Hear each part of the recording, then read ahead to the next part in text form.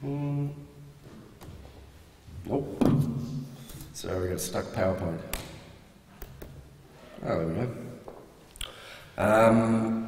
Yeah, I'll talk about why people think segmentation is a vile word, some principles around it, what I learnt by doing a segmentation, some varying approaches to that, and giving some examples that sit outside of my own experience of how other organisations are approaching segmentation and what kind of values they're trying to get from that as marketers.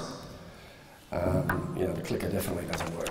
Okay, well look, I was interested when I went to the Dig It Up festival, which was just a couple of months ago, toured nationally. It was the Hoodoo Gurus' 30th anniversary concert where they invited down a whole bunch of, you know, fairly cult, incredible acts and some heritage rock acts to do all-day festivals in Melbourne and Sydney, and then smaller versions thereof in the other capital cities. But the program that I was handed on the day contained some quotes that I thought were really interesting.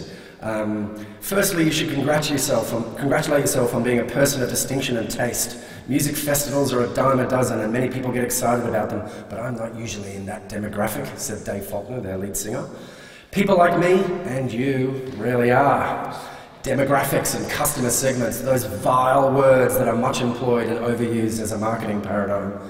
Dig It Up is not like those other festivals, because we aren't seeking to carve up our potential audience into marketing segments with a little bit of this for this people and a little bit of that for that people.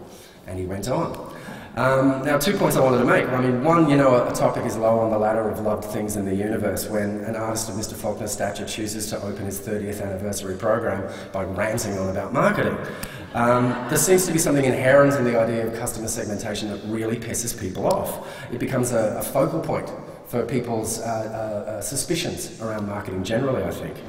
And, you know, maybe it should be, because a lot of marketing crimes, I think, are done in the name of segmentation. And a lot of theory is spouted around it that seems to be less than productive when it comes to working out, you know, what activities you're going to put in your marketing calendar.